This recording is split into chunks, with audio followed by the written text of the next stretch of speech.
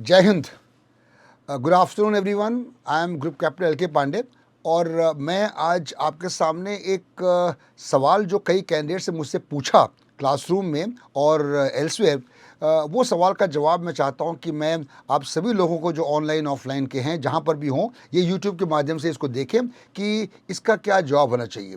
हम बात कर रहे हैं टीएटी की, थीमेटिक परसेप्शन टेस्ट, जो साइकोलॉजी का पहला टेस्ट होता है, जिसमें कि आपको 11 पिक्चर्स दिखाई जाती हैं। 11 पिक्चर्स में कोई स्टिमुलस होता है और एक पिक्चर ब्लैंक होती है। तो ये सवाल ये पूछा गया मुझसे, कई लोगों ने पूछा कि पिक्चर्स में स्टिमुलस तो होता है, उसमें कैरेक्टर्स होते हैं और कैरेक्टर्स को आप बेस लेकर के स्टोरी बनाते हैं और उन्हीं के इर्द गिर्द पूरी कहानी बनती है और आप एंड में कुछ मैसेज देते हैं मासेस को। लेकिन अगर मुद्दा ये है कि अगर ऐसी पिक्चर दिखाई जाए जिसमें कोई कैरेक्टर है ही नहीं, सिर्फ ऑब्जेक्ट्स हो, तो आप क्या करेंगे?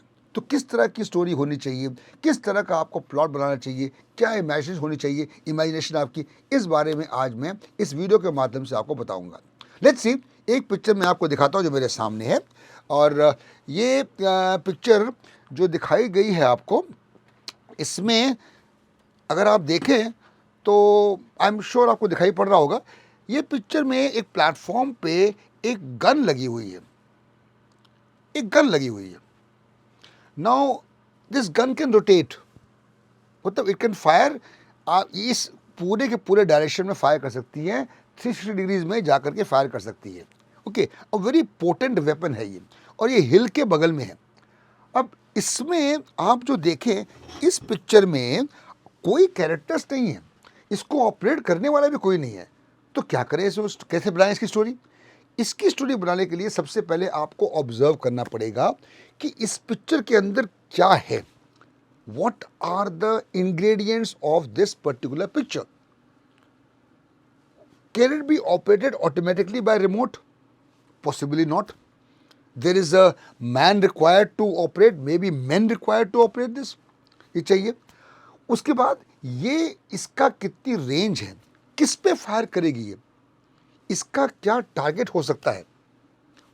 See the size of barrel, अगर ये बैरल भी थोड़ा टिल्टेड है, it is going underneath, that means ये चीज़ ऊंचाई पर रखी गई है और वो नीचे किसी टारगेट को वो असाइन किया गया है।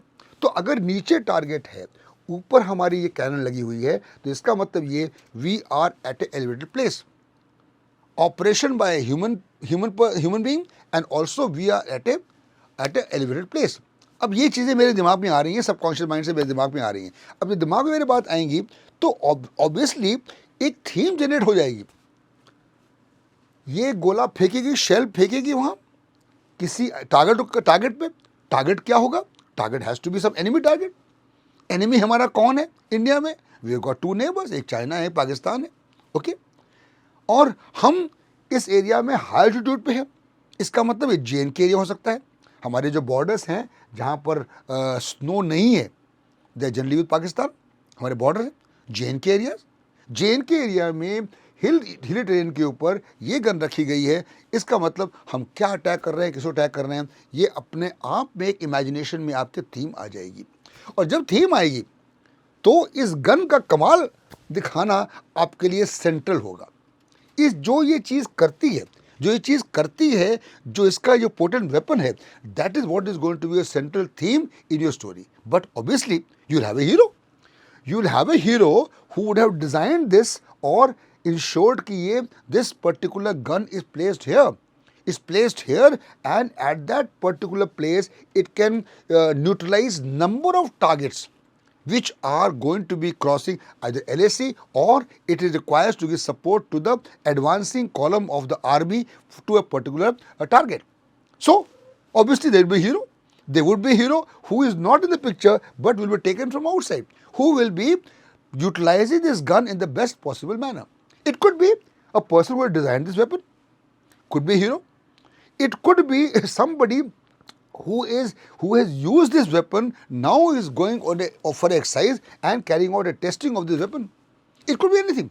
ये आपका अपना परसेप्शन है, ये आपका अपना परसेप्शन है कि किस तरह से इस सेंट्रल फिगर, ये जो हमारा कैनन है या गन है, आप जो ही बोले इसको आप यूटिलाइज करें as the heart of your story.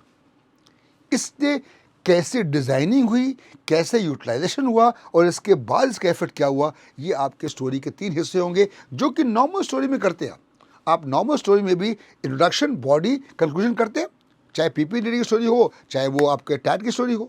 तो ये 3 हिस्सों को आप जो लेते हैं, इन तीनों हिस्सों को इस स्टोरी में भी आएंगे, जिसमें कि जो बोला जाता है कि एक्शन नहीं है। एक्शन है, ये एक्शन है भाई, ये बंदूक लगी है, ये बढ़िया गन है, ये एक्शन तो है ही है इसमें, लेकिन इसमें कैरेक्टर्स मिसिंग है, कैरेक्टर्स मिसिंग है।